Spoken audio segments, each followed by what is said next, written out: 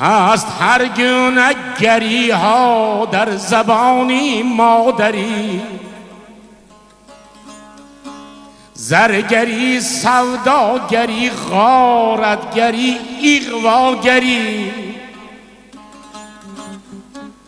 هر گری یک حسن دارد، یک عمل، یک جاذبه، لیکن از جمعی گری ها بهتر است آدمگری.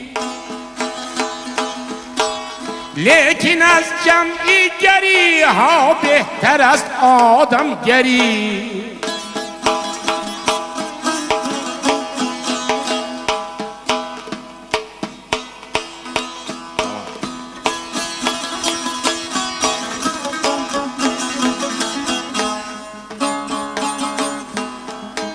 شیوهی آدمگری آینهی دلهای ماست،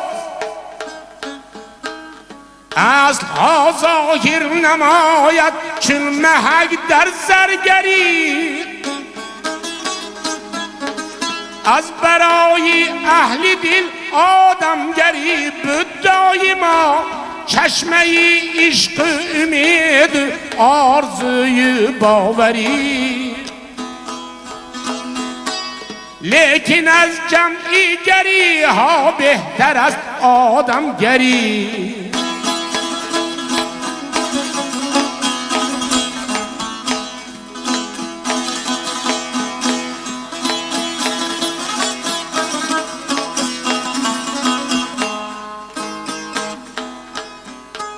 گر نمی بودند که آدمگری در این جهان،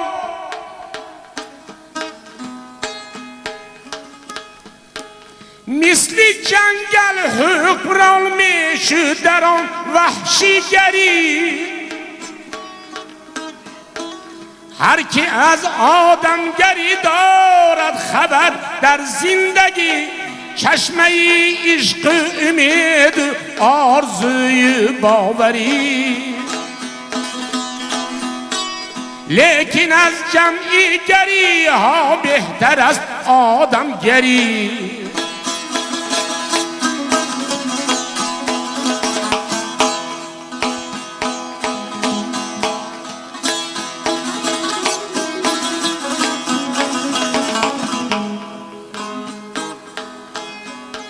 زینتی انسان بود آدمگری مانند تاج،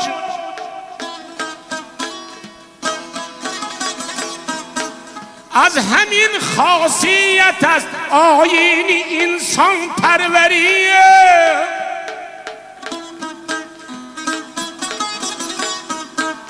قدردانی خصلتی آدمگری است از این زمین. قدر زرگر بداند قدر گوهر گوهریه. آمدی فصلی سعادت را هوس دارم محیب، تا کند آدمگری کلی جهان را سروری. تا کند آدمگری کلی جهان را سروری. هست هر گونه گری ها در زبانی مادری، لیکن از جمعی گری ها بهتر است آدم گری. آفرین ها.